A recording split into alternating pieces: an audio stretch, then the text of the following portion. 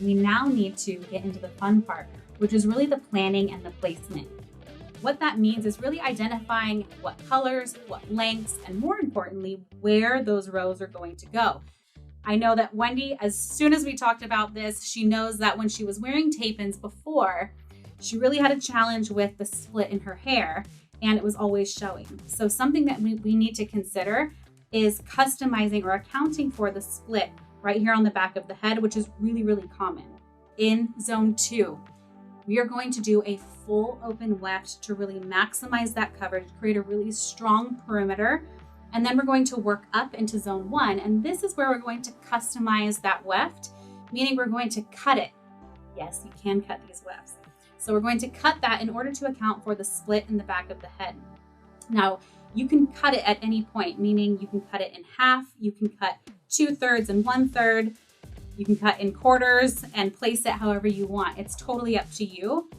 With Wendy's split is on this side. So I'm thinking, and we're gonna map this in just a moment, but thinking about doing 1/3 and then 2/3 on this side to create the coverage and then account for her split in the back. And then in zone 2, doing that full open, full row. So what we're gonna do is grab those wefts and we're going to fit the look that we're going for. What we're going to do is take one of the tape row wefts and we're going to place it on the head in zone 1 and zone 2 where we know we're going to be applying those rows. Now what we're looking for is coverage. You can also take the biological hair, especially the fringe, and tuck it behind the ear. This is really going to help you see where that actual perimeter is of her hair, her hairline. So I'm just tucking this back so I can see. Now I'm taking this full open weft and dropping it down into zone 2. The reason I'm going into zone 2 is because that's always where we start our applications. In zone 2, remember, that is the coverage zone. This is the widest part on the head. This is where we also establish that really strong perimeter. So being that we're going for a full length transformation, we want to create that row in zone 2 and then work up to really maximize fullness and volume from there. So what I'm seeing here is it's fitting beautifully from a coverage standpoint. And actually she's getting slightly better coverage than she did with her sewn method row. Remember that those sewn method wefts are only 11 inches wide, which is why you bricklay them. This is 13 inches of coverage in one complete row. That looks really beautiful. I like the fit. Now, I'm gonna spin her around and show you how to really fit for the curvature of the head, which is really important. If we were to apply it straight, you have these gaps in the corner. If you hold the sides and then slightly drop it down, you can see how it's really gripping that biological hair, and you can see how it's laying nice and flat. Once we have the placement of the row in zone 2, we also want to check for the length. So I grabbed a 10 and B12N in 14 inch, knowing that she wants to go lighter and brighter, and a 14 to 16 inch because I want it to be almost to her existing length. She doesn't want it too long, so 18 inch is going to be way too long. And I was concerned that this was going to be too short, but she is going to get a little bit of length out of it. So remember, you don't have to go for the longest length when going for length because you're inevitably going to have to cut all of that in order to blend it. So play on the safe side. You don't want to ever more than double their existing length, but for her, she doesn't want to do that. She wants something really beautiful, realistic, and not a huge transformation. So 14 to 16 inch is perfect. We're also getting that bright, beautiful pop of blonde. So she's getting that commitment-free, chemical-free color, all of the coverage, and some length. She's getting it all today. So we've identified exactly what we're doing in zone 2. Now we're going to work up into zone 1. Now zone 1 is where we're going to really account for the split in the back. So I do want to take that measurement and see if we can, in fact, do that 1/3 and 2/3, or do we need to mix it up and create a different custom placement?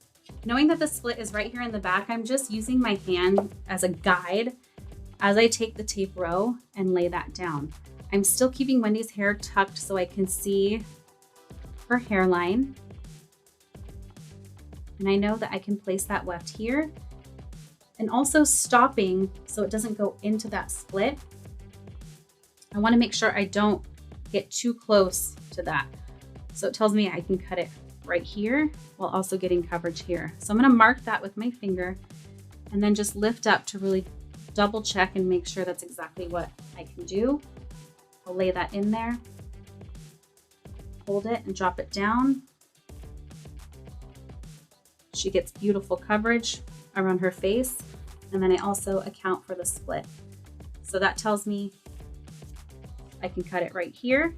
Now I want to see if the remaining portion can fit on her opposite side. Again, going from the split and then working towards the face. Again, we don't want to put that straight line on the round object because you'll end up right on top of the head. You want to follow the natural curvature of the head, making sure that that hair is tucked behind her ear and then fitting it. So you can see there's a slight 10-degree angle, allowing us to follow the natural curvature of the head, especially being that this section is wider. And we can cut it perfectly to allow for the 1/3 on her right side and then the 2/3 on her left side. So I've marked this with my finger at that cut point, giving the approximately a 1/3 versus the 2/3. So just before I cut, you always want to measure twice, 3 times before you actually cut this weft. So I'm just fitting this again, making sure, yep. Okay, now when you cut the weft, you always want to make sure that you can see the tip of the blade come through the hair itself. You don't want to cut down into the hair because you'll see that literally come out. You want to make sure that you cut up and away, or you can cut down into it so long as you can see the tip of your blade or the bottom blade. Separating that hair and then cutting up. We're going to take the exact same piece, put one of them down, and use that as a template to cut the next one. So I'm lining up those edges. I have one more 13-inch left, combining it with the custom one. Aligning it from side to side, and then finding that point, double checking. Now I'm cutting down into the hair, but before I cut, I want to make sure that I lift the tip of that blade out and then cut to prevent any hair from being cut out. Now that I have my 2 custom pieces that are approximately 1/3, I'm going to hold them in the hair, make sure we're all good. It looks really beautiful. And you can already see this is just one row or portion of the row, giving her all of this really beautiful coverage right around her face. You're going to see all of that pop of blonde. So I'm going to put this on the interior so you can see how it's going to blend. You don't always have to pick the exact root color and the exact end color. That's the benefit of hair extensions, including tape row, is you can add it chemical free and it doesn't ever have to be perfect. You have so many color options to choose from and it doesn't need to be exact. It blends beautifully so long as you're identifying the correct level and tone and at least incorporating one of those into the hair. So Wendy does have a level 10. She has a combination of cool and warm tones. So I'm using a 10 in B12N, which is a neutral, and then that really light, bright blonde, and it blends absolutely beautifully.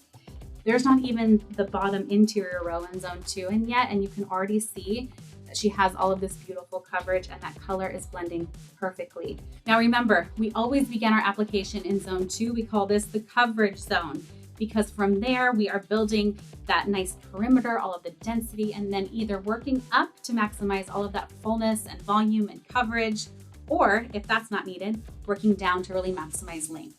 Now we're going to jump right into sectioning. We've sectioned in zone 2 in a mild horseshoe. It's following the curvature of the head, but you'll see that it's no more than a 10-degree angle.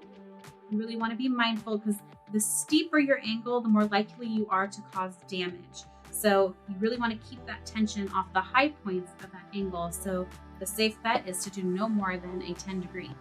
So I want to go back in. The parting itself is clean, but I really want to manage all of these baby hairs and flyaways. So I'm going to use my metal duckbill clips in order to really secure those hairs down.